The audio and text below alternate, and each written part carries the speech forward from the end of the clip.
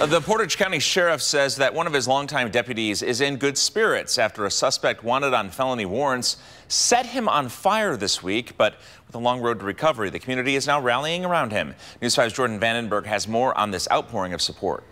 Well, both professionally and personally, Sergeant Jim Acklin has spent his career putting the community's interests first, and now the community is returning the favor. They met through their shared call to serve more than self, but above all else, they have a shared respect. Sergeant Jim Acklin and Will Rush are both in public service.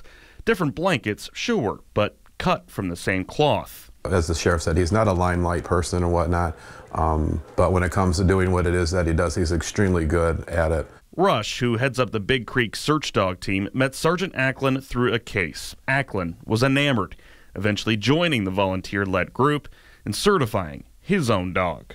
Because they always thanked us for what we do. And I said, you know, there's a big difference between what we do and what you guys do in the law enforcement, and that is at the end of a search, we know we're coming home. On any given day, you guys don't. And fortunately, he came home, but not the way that he left home. And that was my biggest concern. A man with a felony warrant brought the Portage County Sheriff's Sergeant to a home in Rootstown Township on Thursday. That's when authorities say Jay Bannon set the longtime officer on fire, causing third-degree burns to nearly 30% of his body. It was a difficult call to take. You know, is he going to make it? What's the recovery going to be like? Let alone reckon with. He's just a fantastic person. His wife's an absolute sweetheart, and thank God he's alive. The Portage County Sheriff says Sergeant Acklin is in good spirits, but just like a dog following a scent, Rush sprang into action and started fundraising for his injured friend.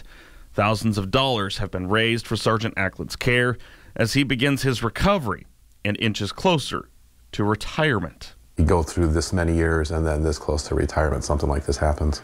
Doesn't really seem fair for everything that he has given to, you know, to not only to his community and his department, but, you know, his work with volunteer search and rescue and everything else.